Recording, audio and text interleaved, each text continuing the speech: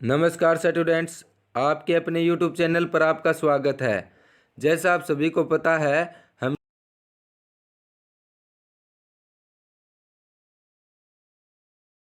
हमने निम्मी के 500 important question की सीरीज स्टार्ट की हुई है और आज ये पार्ट 2 रहेगा। पार्ट 1 हमने करवा दिया है। उसका लिंक वीडियो की डिस्क्रिप्शन में मिल जाएगा। अगर आपने अभी तक पार्ट 1 नहीं देखा है तो वह वीडियो की डिस्क्रिप्शन में जाके आप पार्ट 1 देख सकते हैं।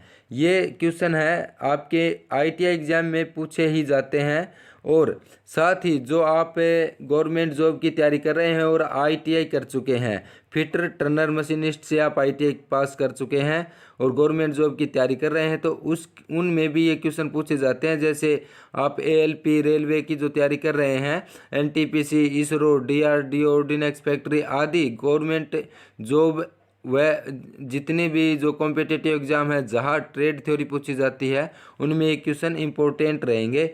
तो ये क्वेश्चन आप ज़रूर करें। आइए क्वेश्चन नंबर 21 से स्टार्ट करते हैं।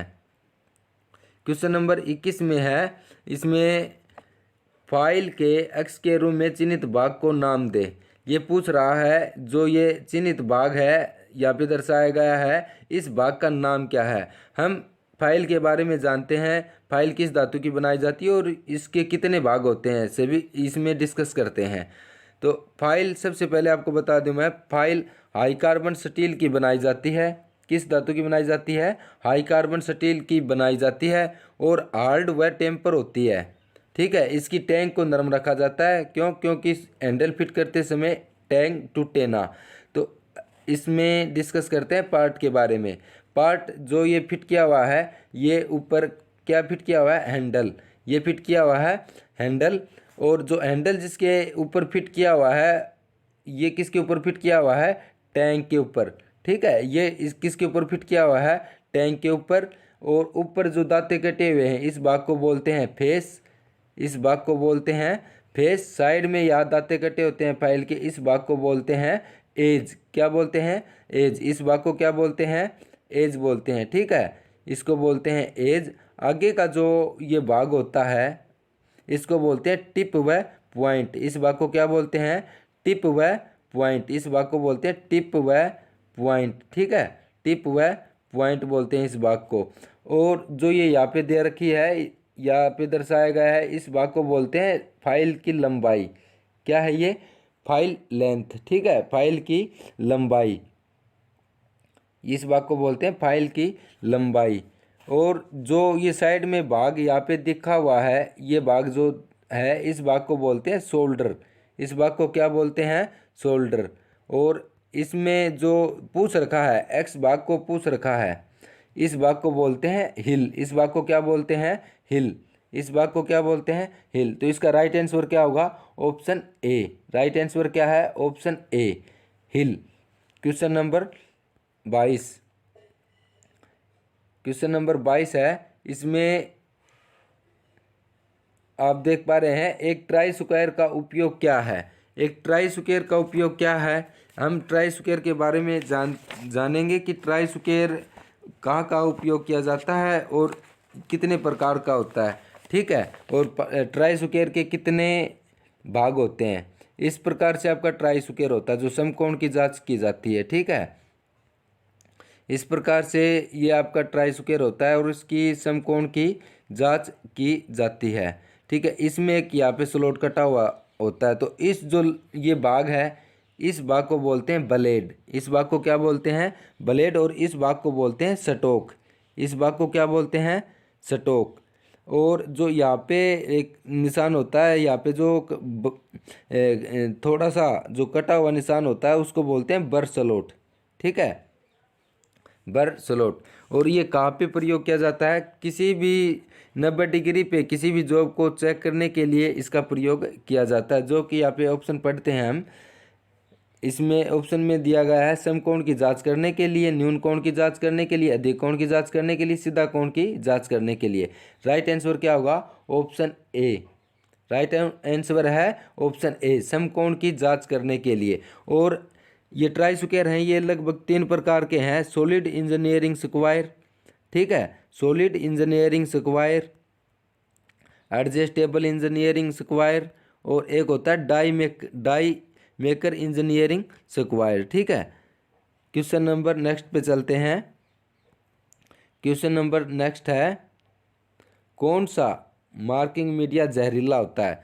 इसके बारे में जानते हैं, मार्किंग मीडिया होता क्या है, और इसमें जो क्वेश्चन में पूछ रखा है कौन सा मार्किंग मीडिया जहरीला होता है। तो सबसे पहले हम जानेंगे मार्किंग मीडिया क्या होता है। ठीक है, इसकी जो डेफिनेशन है वो हम थोड़ा सा डिस्कस कर लेते हैं। जैसे आपको बता दूं मैं, ये मार्किंग मीडिया कहाँ प्रयोग किया जाता है और ये किस लिए प्रयोग किया जाता है। मार्किंग मीडिया होता क्या है, जॉब या पार्ट की सतह, कोई भी जॉब है, ठीक है, और किसी भी पार्ट की ये जो ऊपर सतह होती है, ठीक है, जॉब या पार्ट की सतह पर लगाई गई रेखाओं को साफ व स्पष्ट देखने के लिए उसकी सतह पर जो पदार्थ लगाया जाता है उसे मार्किंग मीडिया कहते हैं। ठीक है, आपको ये डेफिनेशन समझ में आ गई होगी। पार्ट की जो सतह है और इसके ऊपर हम जो मार्किंग करेंगे, ठीक है, सरपेक्स गेज के द्वारा या वर्नियर कैलिपर के द्वारा जो लाइन लगाएंगे, उन लाइनों को साफ व स्पष्ट देखने के लिए जिस पदार्थ का प्रयोग किया जाता है उसे मार्किंग मीडिया कहते हैं। तो इसमें क्वेश्चन में क्या पूछ रखा है, कौन सा मार्किंग मीडिया जहरीला होता है? ऑप्शन ए है, option A white wash, Prussian blue, copper sulphate, cellulose लेकर। राइट आंसर क्या है? Option C. राइट आंसर क्या है? Option C, copper sulphate. ठीक है, राइट आंसर क्या होगा इसका? Option C, copper sulphate.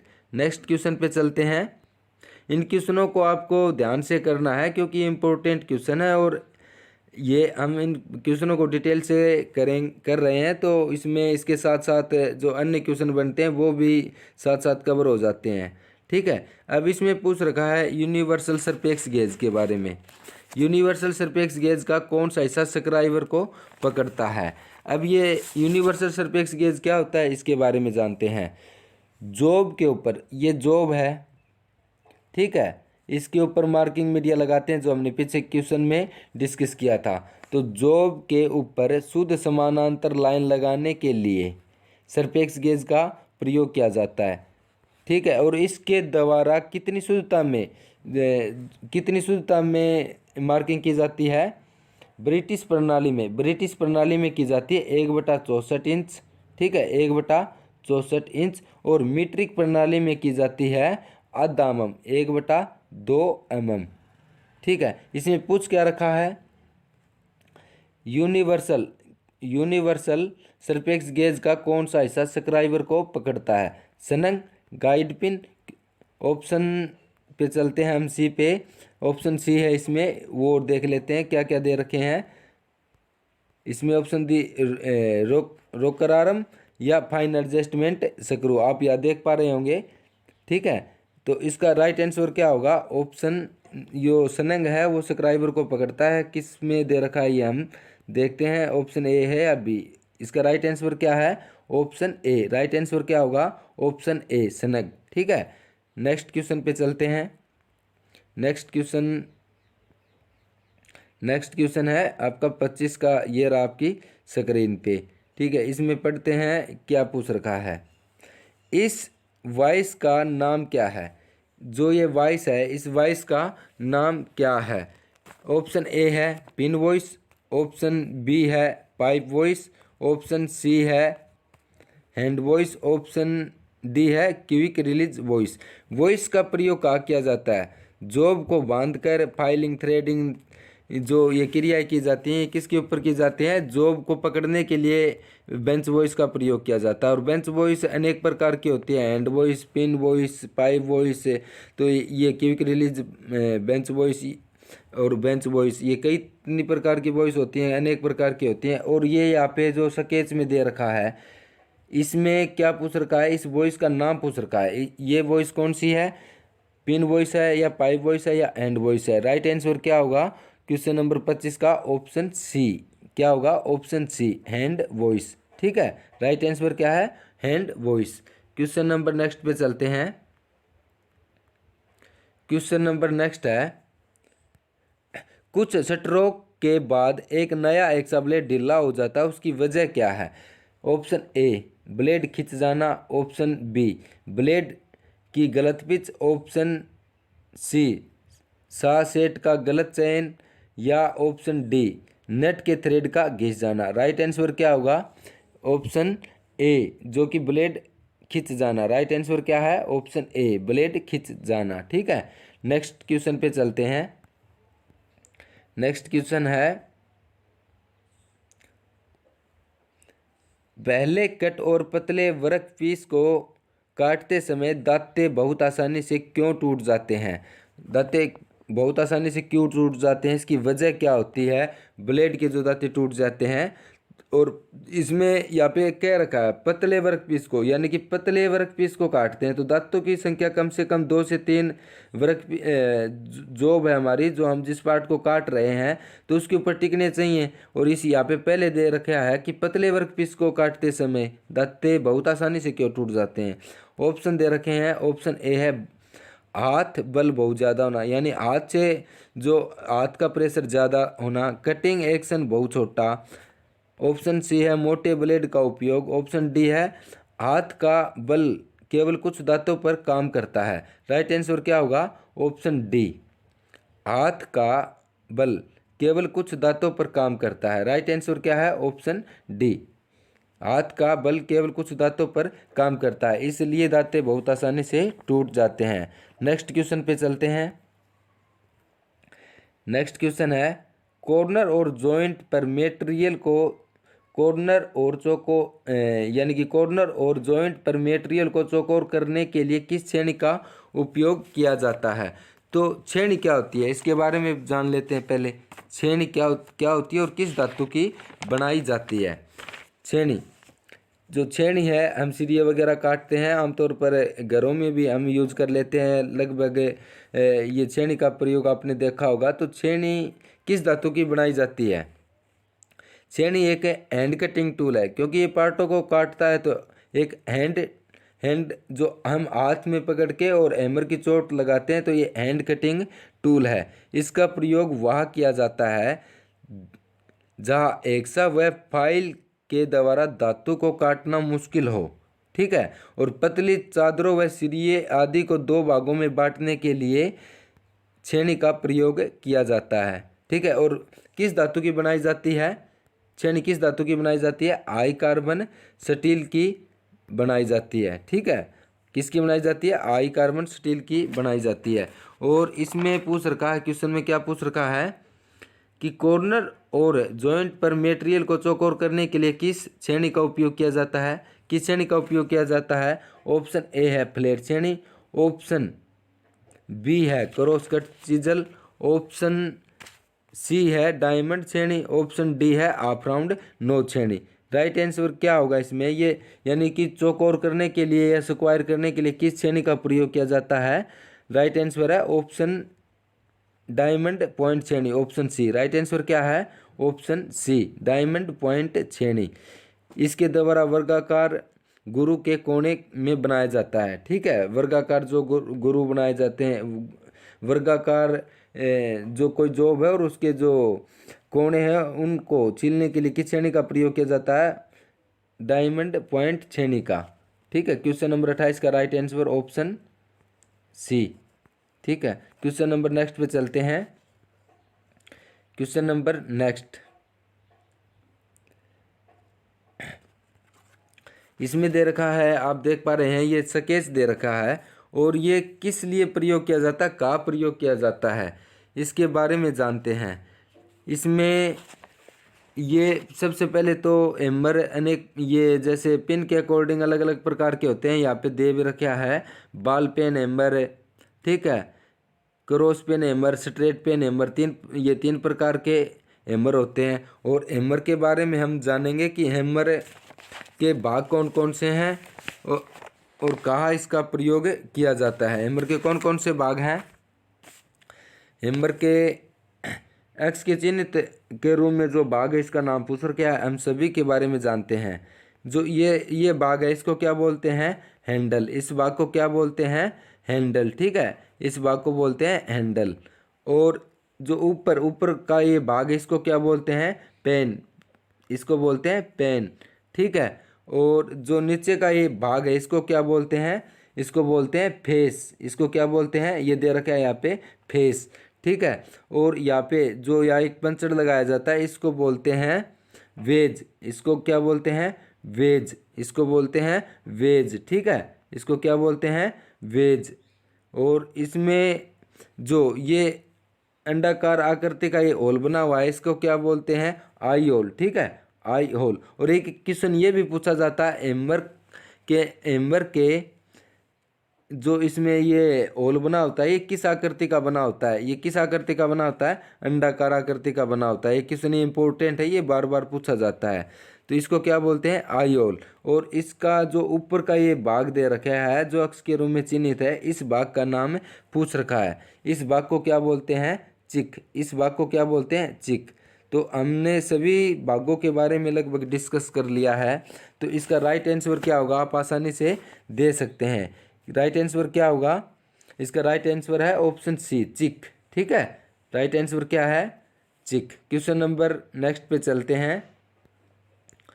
Question number next है, ये यहाँ पे स्केच दे रखा है और इसके बारे में हम पढ़ते हैं, ठीक है। इंपॉर्टेंट क्वेश्चन है ये। ITI इंस्ट्रक्टर का एग्जाम हुआ था HSSC के द्वारा जो लिया गया था उसमें ये क्वेश्चन पूछा गया था। और ये जो क्वेश्चन है गवर्नमेंट जॉब के जो एग्ज़ाम होता है उसमें ये इंपॉर्टेंट क्वेश्चन है, ये पूछे जाते हैं क्वेश्चन। तो इसमें इसको ये सभी कोणों के बारे में हम इसके बारे में जानेंगे, ठीक है। इसमें पूछ रखा काटने वाली श्रेणी पर y द्वारा किस कोण को दर्शाया गया है? y कोण को किस कोण को दर्शाया गया है? y के द्वारा। इसमें रेख कोण को दर्शाया गया है, वेज कोण को दर्शाया गया है, कटिंग कोण को दर्शाया गया है, क्लीयरेंस कोण को दर्शाया गया है। पहले ये जानना जरूरी है कि रैंक कोण होता क्या है, वेज कोण या कटिंग कोण, ये कोण होते क्या है, इसके बारे में जानते हैं। इंपॉर्टेंट क्वेश्चन है, ठीक है।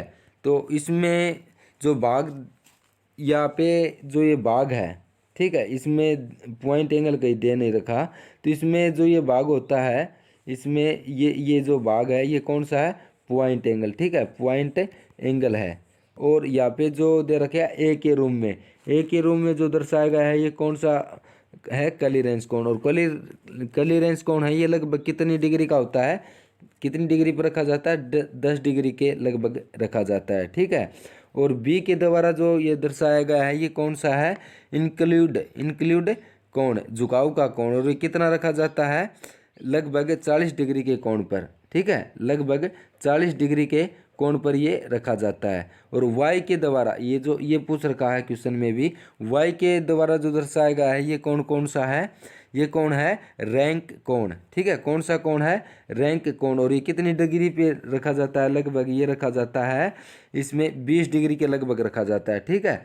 20 डिग्री के लगभग ये कोण रखा जाता है। कौन सा? रैंक कोण, ठीक है, जो इसके ऊपर दर्शाया गया है। झुकाव कोण रखा जाता है, जो इंक्लूड एंगल है वो रखा जाता है 40 डिग्री के। पॉइंट एंगल है वो रखा जाता है 35 से 70 डिग्री के बीच में। कितना?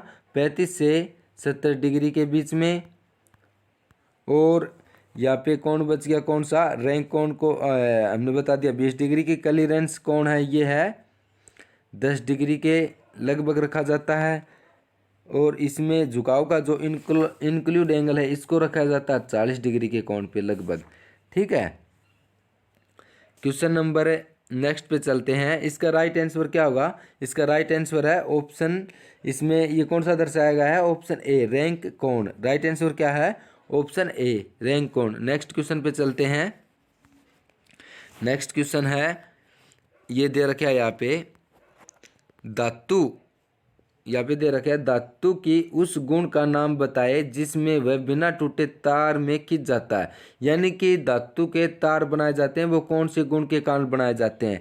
ऑप्शन ए है डक्टिलिटी, ऑप्शन बी है टेनासिटी, ऑप्शन जो सी दे रखा है यहाँ पे इलास्टिसिटी, ऑप्शन डी दे रखा है मेलिएबिलिटी, ठीक है। इनके बारे में जानते हैं ये कौन से गुण है और इन गुण के कारण हम क्या क्या क्रियाएं कर सकते हैं, ठीक है। जो डक्टिलिटी का गुण है इसमें पूछ रखा है धातु का वह कौन सा गुण है जिसे बिना टूटे तार बनाए जा सकते हैं जिससे। तो ये कौन सा? इसमें डक्टिलिटी का गुण होता है, ये सबसे ज़्यादा होता है सोना, चांदी, एल्यूमिनियम आदि में ये गुण होता है जिसे बिना टूटे धातु के तार बनाए जाते हैं, ठीक है। टेनासिटी क्या होता है?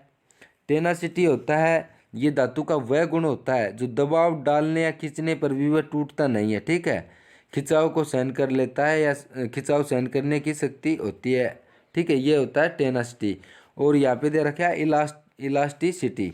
इलास्टिसिटी क्या होती है? धातु का वह गुण होता है जिसमें यदि धातु पर भार डाल दिया जाए, यानी कि धातु के ऊपर जो भार डाल दिया जाए और वह धातु खिंच जाती है। ठीक है, और लचक आ जाती है, खिंच जाती है, और उस पर भार हटा दिया जाए तो वह अपनी पुरानी अवस्था में चली जाती है।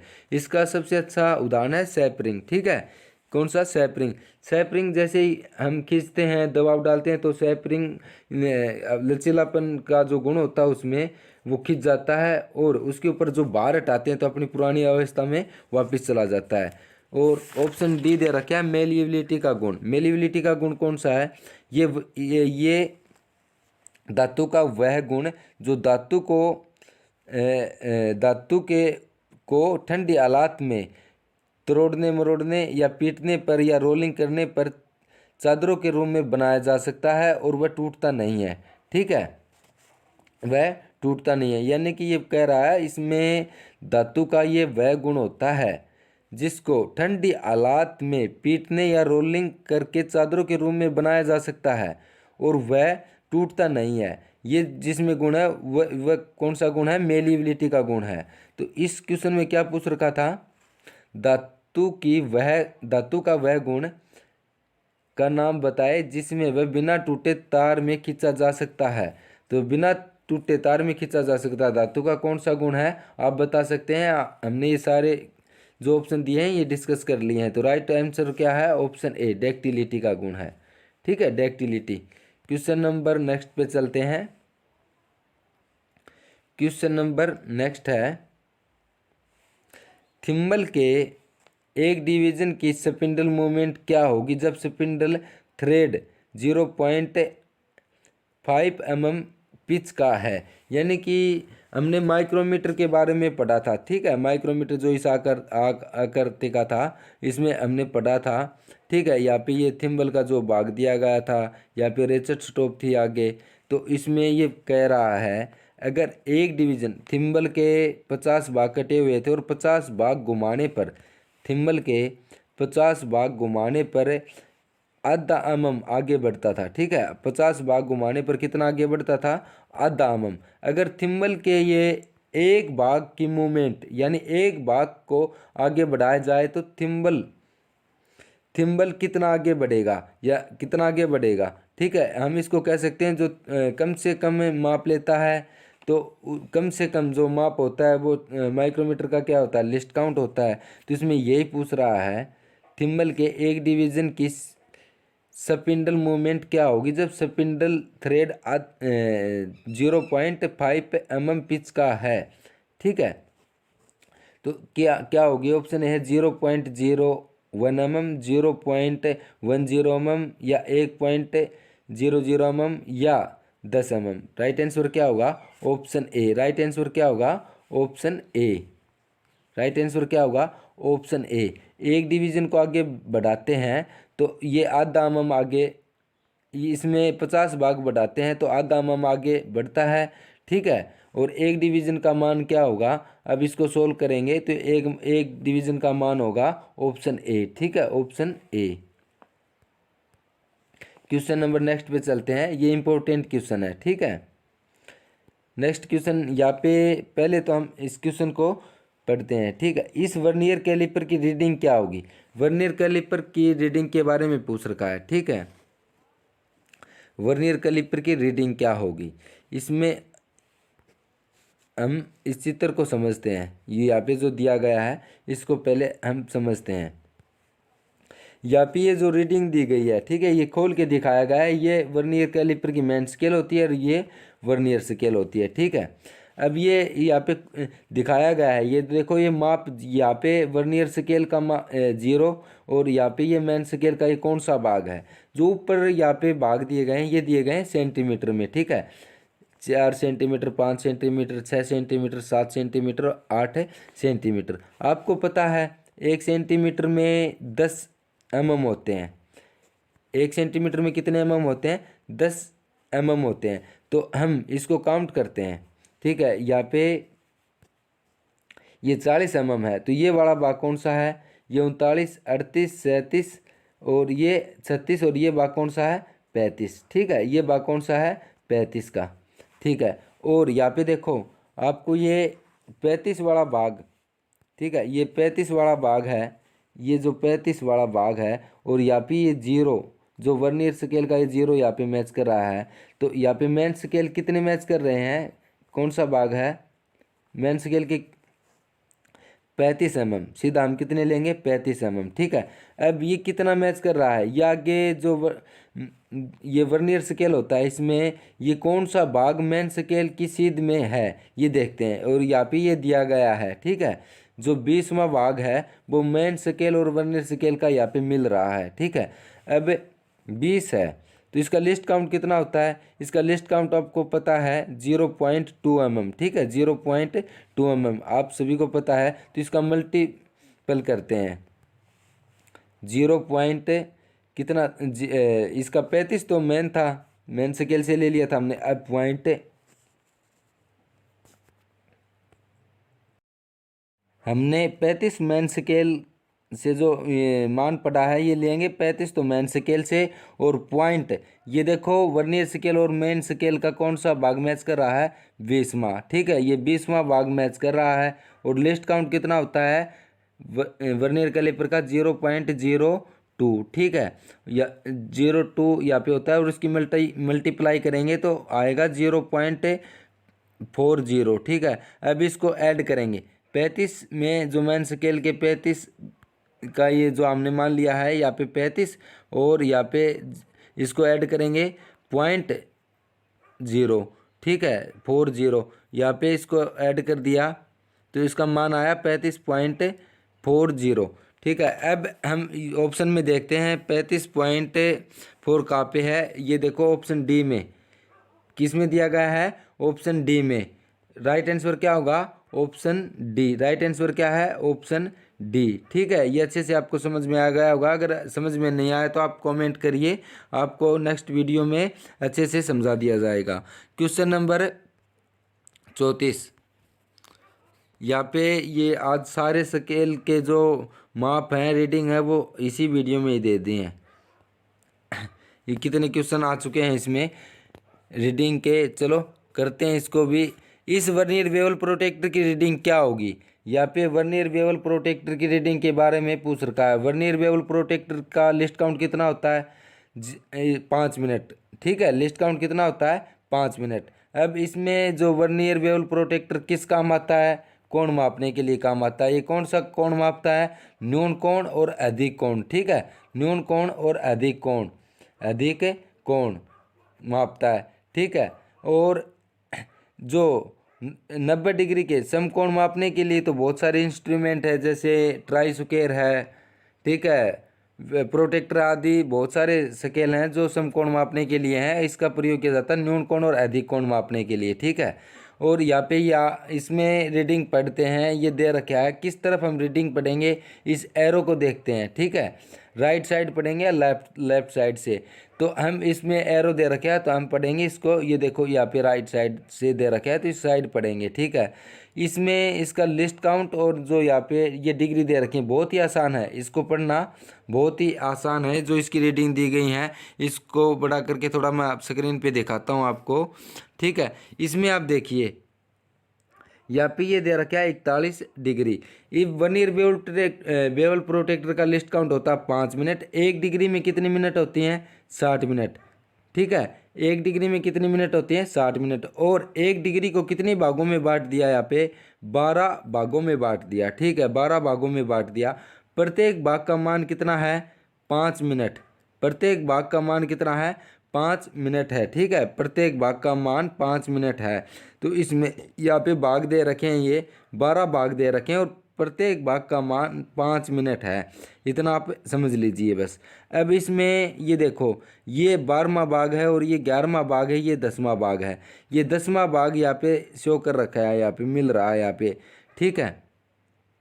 और यहाँ पे इसमें जो प्रत्येक भाग का मान है वो कितना है, 5 मिनट, 5 मिनट, और 10 भाग हैं तो 5 × 10 तो कितने हो गए ये 50 मिनट। ठीक है, 50 मिनट इसका मान लिया हमने 50 मिनट। और आगे जो यहाँ पे पहले लेते हैं मेंस, इससे यहाँ पे जो दे रखे है ये मिनट दे रखे हैं तो ये पढ़ते हैं पहले। ठीक है, इसमें देखो ये 40 और 41 पे भी मैच नहीं कर रहा और ये 42 पे भी मैच नहीं कर रहा।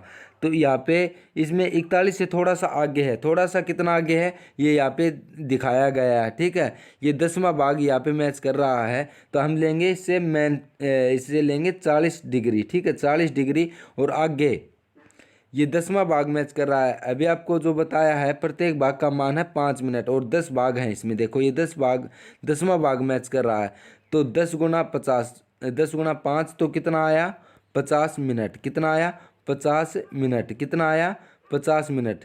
तो ये कितना है इसका मान 40 डिग्री 50 मिनट। देखते हैं कौन से ऑप्शन में दिया गया है, कौन से ऑप्शन में दिया गया है। ये देखो ऑप्शन बी, राइट आंसर क्या होगा ऑप्शन बी 40 डिग्री 50 मिनट। ठीक है, क्वेश्चन नंबर नेक्स्ट पे चलते हैं। क्वेश्चन नंबर नेक्स्ट है फिलर गेज। फिलर गेज का उपयोग क्या है। फिलर गेज का उपयोग क्या है, गेज के बारे में पढ़ा था तो इसमें पूछ रहा है फिलर गेज का उपयोग क्या है। चौड़ाई की जांच करने के लिए, या ऊंचाई की जांच करना, लंबाई की जांच करना। ऑप्शन डी है मिलने वाले भागों के बीच की गैप की जांच करना। ठीक है, राइट आंसर क्या होगा ऑप्शन डी। यानी कि 2 इम्पोर्टेंट क्वेश्चन है, ये वेरी वेरी इंपॉर्टेंट क्वेश्चन है, बार बार ये एग्जामों में पूछा गया है तो इम्पोर्टेंट क्वेश्चन है। 2 मैचिंग पार्टों के बीच गैप चेक करने के लिए कौन से फिलर गेज का उपयोग किया जाता है, इसमें पूछा जाता है ये क्वेश्चन। तो फिलर गेज का अब इसमें दे दिया फिलर गेज का उपयोग क्या है। तो क्या उपयोग है मिलने वाले भागों के बीच की गैप की जांच करना। ठीक है, राइट आंसर क्या है option D. Question number next पे चलते हैं, फिर यहाँ पे रीडिंग लेना है। ठीक है, तो इसको पढ़ते हैं। इस डायल कैलिपर में माप पढ़े। ये डायल वर्नियर कैलिपर है और इसका माप पढ़े। इसमें यहाँ पे दे रखा है तो इतना कितना माप होगा इसका ये पूछ रहा है। इसमें बता दूँ आपको जो ये प्रत्येक भाग का मान है ये 5 mm। ठीक है, 5 mm, 10 mm, 15 mm, 20 mm और ये जो साइड वाली ये जो रेखा आपको दिखाई दे रही होगी जो 25वां ये भाग है ये आपको दिखाई दे रहा होगा। यहाँ पे आप देखिए ये जो बड़ा भाग है ये दिखाई दे रहा है ये 25। तो यहाँ पे मेन स्केल से कितने लेंगे हम 25। वही फार्मूला है इस पे देखो यहाँ पे 20, 21, 22, 23, 24 ये मैच कौन सी कर रही है 24 के साथ। तो 24 के साथ मैच कर रही है तो 24 और मल्टीप्लाई करेंगे किसके साथ इसका जो लिस्ट काउंट है यहाँ पे दे रखा है लिस्ट काउंट 0.05 mm। तो इसका मल्टीपल कितना आएगा यहाँ पे इसका गुण करते हैं हम, इसका आएगा 5 चौके 20, 5 चौके 20, 5 दूनी 10 यानी कि 1.20। ठीक है 20 mm। तो इसमें इसको ऐड करेंगे किसमें, इसमें ऐड करेंगे 25। तो हमने मेन स्केल से ले लिए, इसमें ऐड करेंगे कि प्लस मान आया था 1.20 ऐड करेंगे तो कितना आएगा 26.20। ये देखते हैं ऑप्शन किस ऑप्शन में है। ये देखो ऑप्शन डी, राइट आंसर क्या होगा ऑप्शन डी। राइट आंसर है ऑप्शन डी 26.2 mm। ठीक है 26.2 mm। क्वेश्चन नंबर नेक्स्ट पे चलते हैं। एक गैंग ड्रिलिंग मशीन में क्या ऑपरेशन किया जाता है। ये पूछ रहा है एक गैंग ड्रिलिंग मशीन है उसमें क्या ऑपरेशन किए जाते हैं। एक गैंग ड्रिलिंग मशीन में क्या ऑपरेशन किया जाता है। निष्क्रिय संचालन, ड्रिलिंग का बार बार संचालन, निरंतर मिलिंग ऑपरेशन या ड्रिलिंग का क्रमिक संचालन। ये गैंग ड्रिलिंग मशीन है जिसमें ऑपरेशन किए जाते हैं। जैसे हमें ड्रिल करना है, टेपिंग करनी है, थ्रेडिंग करनी है, तो ये जो ऑपरेशन करने हैं अगर एक ही मशीन से, जैसे पिलर ड्रिलिंग मशीन है, सेंसिटिव पिलर ड्रिलिंग मशीन है, अगर हम उनसे ऑपरेशन करेंगे तो जॉब को बार बार खोलना पड़ेगा और बार बार हमको टूल बदलना पड़ेगा। इसलिए यहाँ पे एक गैंग ड्रिलिंग मशीन दे दी गई है जिसके अंदर टूल फिट होता है और जॉब को क्रम वाइज से आगे जो ऑपरेशन करते हैं हम क्रम वाइज ऑपरेशन करते जाएंगे। तो इसमें पूछ रहा है गैंग ड्रिलिंग मशीन में क्या ऑपरेशन किया जाता है, ड्रिलिंग का क्रमिक संचालन। ठीक है, राइट आंसर है ऑप्शन डी। राइट आंसर क्या है, ड्रिलिंग का क्रमिक संचालन। Question number 38। Question number 38, vernier bevel protector में स्टॉक का अभिन्न हिस्सा कौन सा है। ये पूछ रहा है वर्नियर बेवल प्रोटेक्टर में स्टॉक का अभिन्न हिस्सा कौन सा है। ठीक है, ऑप्शन ए है डिस्क, ऑप्शन बी है डायल, इसमें ऑप्शन सी पे चलते हैं। ऑप्शन सी पे चलेंगे। ऑप्शन सी क्या है इसमें देखते हैं। ऑप्शन सी, ये ऑप्शन सी यहाँ पे दिया गया है। ऑप्शन सी यहाँ पे दिया गया है ब्लेड या मुख्य पैमाना। राइट आंसर इसका क्या होगा, ब्लेड होगा, डायल होगा या मुख्य पैमाना है, ये होगा राइट आंसर। इसमें जो ये पूछ रहा है वर्नियर बेवल प्रोटेक्टर का अभिन्न हिस्सा है वह कौन सा होता है, कौन सा होता है। राइट आंसर क्या होगा इसमें, राइट आंसर होगा ऑप्शन, इसमें दे रखा है यहाँ पे डायल, देखो कहाँ पे दे रखा है ऑप्शन, ये ऑप्शन बी राइट आंसर है। ऑप्शन बी राइट आंसर क्या है, option B dial. Right answer क्या है, ऑप्शन बी डायल। ठीक है, अभिन्न हिस्सा कौन सा होगा, डायल। क्वेश्चन नंबर नेक्स्ट पे चलते हैं। क्वेश्चन नंबर नेक्स्ट पे चलते हैं। इसमें क्वेश्चन नंबर नेक्स्ट है, ये फाइल दे दी है इसमें, आप एक बार इसका तो आप सोल्व कर दोगे, आपने फाइल के भागों के बारे में पढ़ लिया है। तो इसमें पूछ रहा है फाइल के एक्स के रूप में चिन्हित भाग का नाम क्या है। हैंडल आपको बताया था, यहाँ पे एज है, ये फेस है, ये लंबाई, ये यहाँ पे शोल्डर, यहाँ पे हिल, यहाँ पे टिप और पॉइंट, ये भाग पड़े थे और इस भाग का नाम क्या है ये पूछ रहा है। जो हैंडल के ऊपर लोहे का एक छल्ला होता है उस छल्ले का नाम पूछ रहा है या क्या नाम उसका। ऑप्शन पढ़ते हैं, heel, edge, ferrule, shoulder. Right answer क्या है, इस भाग का नाम क्या है, ऑप्शन सी है जो फेरुल। ठीक है, इसको क्या बोलते हैं, फेरुल। क्वेश्चन नंबर नेक्स्ट पे चलते हैं। जॉब को फिनिश्ड साइज के करीब लाने के लिए किस फाइल का उपयोग किया जाता है, कौन सी। ये जॉब हम तैयार कर रहे हैं उसको फिनिश साइज, इसमें पूछ रहा है जॉब को फिनिश साइज के करीब लाने के लिए किस फाइल का उपयोग किया जाता है, सिंगल कट फाइल का या करवट कट फाइल का, सेकंड कट फाइल का, डबल कट फाइल का। राइट आंसर क्या होगा, ऑप्शन सी जो सेकंड कट फाइल है। राइट आंसर है ऑप्शन सी। राइट आंसर है option C, second cut file. ठीक है, राइट आंसर क्या है, option C, second cut file. आज की वीडियो में इतना ही। वीडियो अगर आपको पसंद आई है तो लाइक करें, चैनल को सब्सक्राइब करें, ज़्यादा से ज़्यादा अपने दोस्तों के साथ शेयर करें। मिलते हैं नेक्स्ट वीडियो में पार्ट 3 के साथ। Thanks for watching, good luck.